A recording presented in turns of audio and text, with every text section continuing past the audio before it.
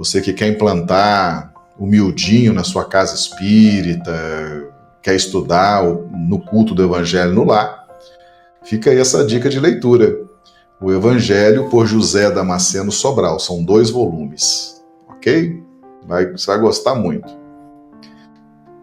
Então veja bem, tem uma questão aqui que Jesus ele dá um aperto em Nicodemos. Nicodemos ele faz aqui uma pergunta no versículo 9. Nicodemos respondeu e disse-lhe: como pode ser isso? Jesus respondeu e disse-lhe: tu és mestre de Israel e não sabes isso? Esse versículo 9 e 10, ele nos remete a uma análise bastante criteriosa, sabe? Veja bem, como pode ser isso? Com semelhante pergunta, Nicodemos coloca em evidência o desejo de aprender e a incapacidade de assimilar. E tem aí o comentário de Jesus. Olha só. Tu és mestre de Israel e não sabes isto? Tu és mestre. Qualquer posição no mundo implica em responsabilidade correspondente. Ser professor é coisa muito séria, pois envolve a formação e a orientação de terceiros. Embora não sejamos professores, muitas vezes somos colocados em tal posição por pessoas que buscam nossos conselhos ou por aquelas a quem estamos na obrigação de orientar. Ora, ser mestre desse povo representava uma responsabilidade maior, porque acreditava num só Deus e havia recebido no seu seio, através dos profetas, numerosas mensagens e advertências de ordem superior. Dos habitantes da terra eram os mais espiritualizados. E aí vem a pergunta: tu és mestre de Israel e não sabes isto?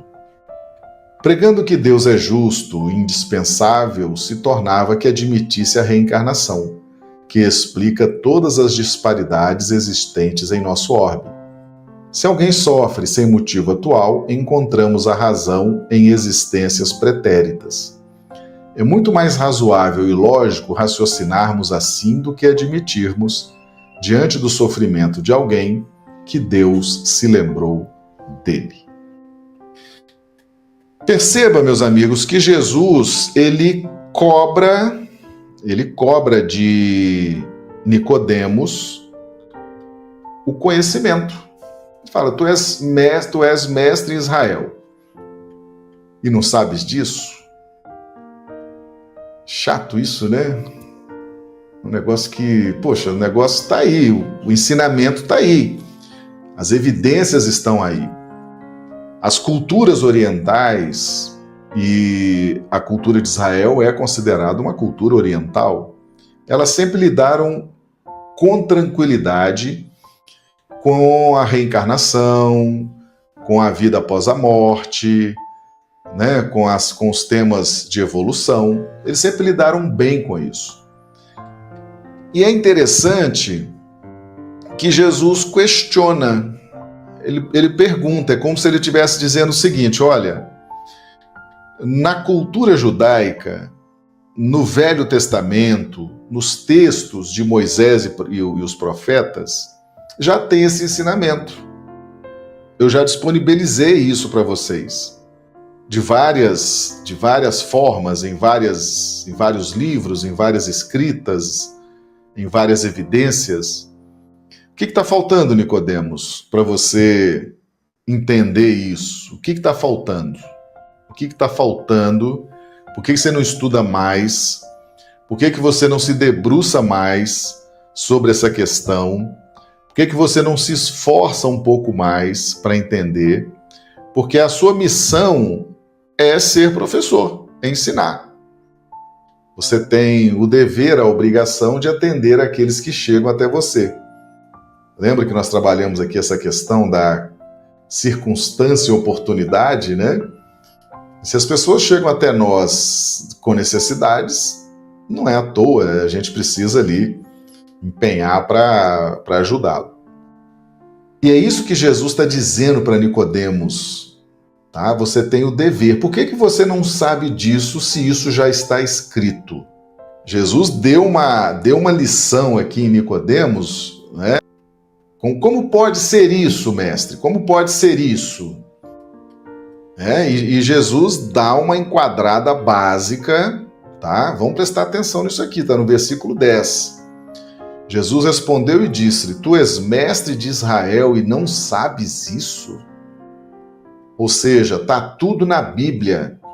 Essa pergunta de Jesus aqui, ela derruba, ela detona todas as lideranças religiosas que se fundamentam na Bíblia, no Velho Testamento, e dizem que reencarnação não existe.